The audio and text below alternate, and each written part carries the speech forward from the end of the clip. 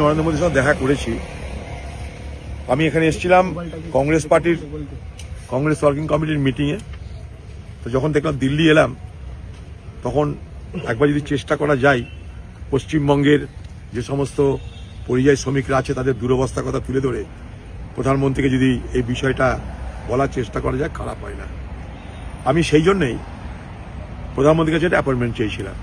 ঘটনাচক্রে অ্যাপয়েন্টমেন্টটা পেয়ে গেছিলাম এবং পেয়ে যাওয়ার সঙ্গে সঙ্গে দেখা করে তাকে বোঝালাম যে পশ্চিমবঙ্গ থেকে লক্ষ লক্ষ পরিযায়ী শ্রমিক তারা বাইরের রাজ্যে থাকে, তাদের উপরে অত্যাচার হচ্ছে, অন্যায় অত্যাচার হচ্ছে এবং সবথেকে বড় কথা এগুলো বিজেপি শাসিত রাজ্যে হচ্ছে।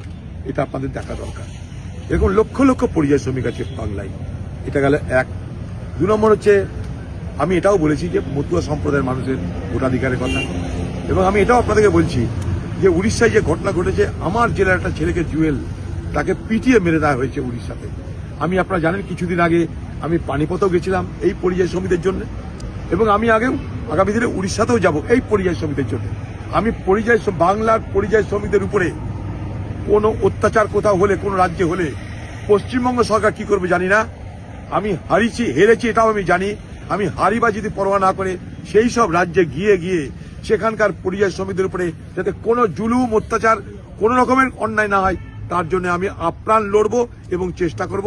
এই চেষ্টা করে পানিপথে থামিয়েছি, এইভাবেই আগামী দিন উড়িষ্যাতেও থামাবো। কথা দিয়ে গেলাম আমি উড়িষ্যাতেও যাব খুব তাড়াতাড়ি।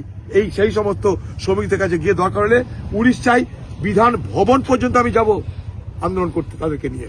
অত সহজ নয়, কারণ ভারতবর্ষের যে কোনো মানুষের, যে কোনো রাজ্যের, যে কোনো ভাষার, যে কোনো ধর্মের, যে কোনো মানুষের ভারতবর্ষের যে কোনো রাজ্যে রুটি রুজি রোজগার করার, থাকা পড়া সব অধিকার আছে। সে অধিকার কেউ কেড়ে নিতে পারে না।